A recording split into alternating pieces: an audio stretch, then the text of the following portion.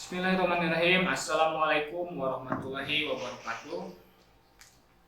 Ya, bertemu kembali dengan Bapak masih dalam suasana pandemi COVID-19 ini. Tidak bosan-bosan Bapak mengajak kalian untuk selalu tetap semangat dan tentu untuk menjaga kesehatan kalian. Karena di masa pandemi ini kita masih melakukan kegiatan BDR, belajar di rumah.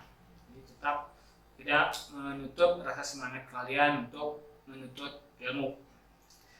Nah, bagi kalian anak-anakku siswa-siswi kelas 11, nah setelah minggu kemarin Bapak sampaikan mengenai garis besar materi-materi apa yang akan kita bahas di bab pertama di semester ini. Nah, pada pertemuan kedua ini atau tayangan kedua ini kita akan bahas lebih dalam mengenai materi yang pertama. Materi tentang apa itu?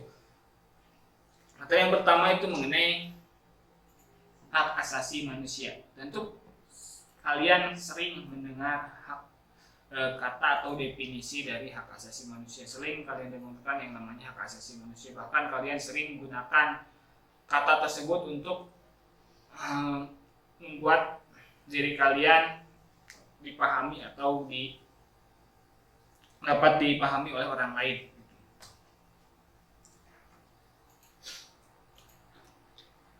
Bagaimana mengenai aturan hak asasi manusia di Indonesia?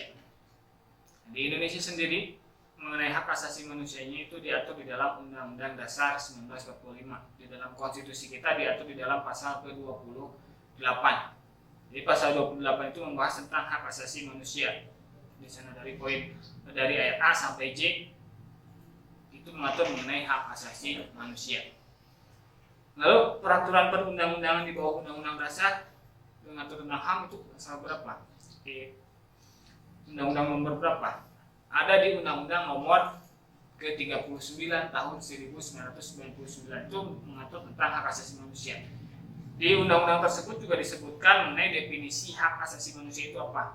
Jadi menurut pasal 1 Undang-Undang nomor 39 tahun 1999 menyebutkan bahwa yang namanya HAM merupakan seperangkat hak yang melekat pada hakikat dan keberadaan manusia sebagai makhluk Tuhan yang Maha Esa, yang merupakan anugerah yang wajib dijunjung dan dihormati oleh setiap manusia. Jadi yang namanya hak asasi manusia itu merupakan hak yang melekat pada diri manusia yang secara kodrati merupakan anugerah dari Tuhan yang Maha Esa. Bukan hasil pemberian dari manusia, tapi merupakan secara kodrat merupakan pemberian dari Tuhan yang Maha Esa. Hak asasi manusia ini tidak dibatasi oleh setiap konstitusi negara, tapi semua negara mengaku bersifat universal. Yang namanya hak asasi manusia itu bersifat universal, jadi diakui oleh setiap negara yang namanya hak asasi manusia.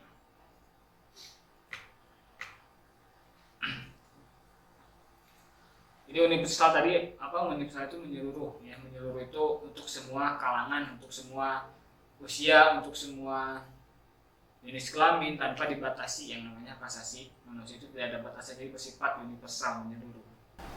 Dasar hukum mengenai hak asasi manusia tadi selain diatur oleh konstitusi kita, Undang-Undang Dasar, dasar negara kita juga mengenai Pancasila itu mengatur mengenai hak asasi manusia.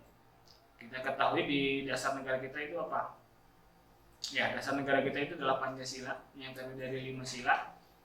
Itu menjunjung tinggi yang namanya nilai-nilai hak asasi manusia. Misalkan dia sila pertama itu tentang ketuhanan yang Maha Esa, menjunjung tinggi yang namanya nilai-nilai agama yang diatur oleh konstitusi di negara Indonesia, Tuhan yang Maha Esa. Kemudian yang kedua adalah kemanusiaan yang adil dan beradab.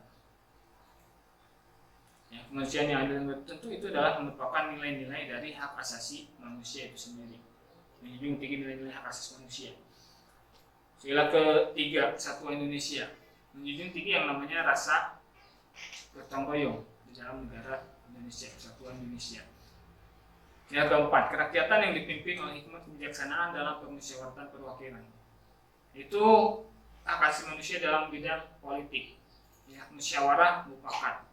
Itu hak setiap warga negara untuk menyampaikan pendapat di sana. Kemudian kelima, keadilan sosial bagi seluruh rakyat Indonesia, menghormati yang namanya hak-hak yang dimiliki oleh orang lain. Karena yang namanya hak asasi manusia itu dibatasinya oleh apa? Oleh hak orang lain. Jadi hak seseorang itu dibatasinya oleh hak orang lain. Misal, kita bisa berbicara seenaknya. Ya, kita bisa berbicara seenaknya, tapi tidak bisa yang namanya hal tersebut dibicarakan apabila menyinggung orang lain, karena dibatasinya oleh orang lain. Kalau kita sendiri bicara bebas-bebas saja, tidak ada larangan mau bicara seperti apapun gitu. Secara hak asasi manusianya ya gitu. Tapi ketika kita berbicara dengan orang lain tentu ada batasan-batasan yang dimiliki oleh kita karena dibatasinya oleh hak orang lain. Jadi ketika sendiri tidak ada batasannya, tapi ketika ada orang lain ada batasannya, itu yang namanya hak kita dibatasinya oleh hak orang lain. Kalau hak asasi tadi hak asasi manusia dalam nilai Pancasila. Kalau hak asasi manusia dalam konstitusi itu diaturnya dalam pasal ke-28. Jadi hak asasi manusianya itu diatur di dalam pasal ke-28 dari A sampai J. Itu mengatur mengenai hak asasi manusia. Pasal ke-28 tersebut. Kalau dalam peraturan perundang-undangan diaturnya di dalam Undang-Undang Nomor 39 Tahun 1999.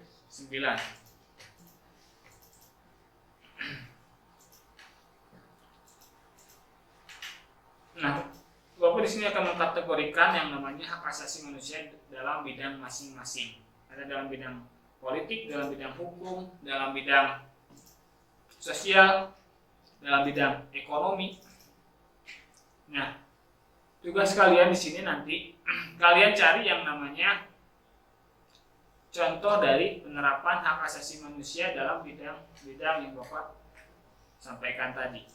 Kalian cari contoh yang namanya penerapan hak asasi manusianya, tentu dengan dasar hukumnya atau undang-undangnya.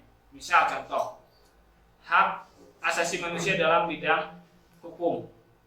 Itu ada di pasal berapa dalam Undang-Undang Dasar Negara kita? Misalkan di pasal ke-27 tentang hukum dan pemerintahan. Kalian cari yang namanya hak asasi manusia dalam bidangnya masing-masing. Bisa kalian lihat di dalam Google Classroom yang sudah Bapak share di grup kelas kalian masing-masing mengenai kode dan untuk tugasnya nanti. Jadi bisa kalian lihat, bisa kalian pahami juga handout-nya di dalam Google Classroom tersebut. Mungkin untuk tayangan ini disukupkan dulu. Sekian dari Bapak. Wassalamualaikum warahmatullahi wabarakatuh.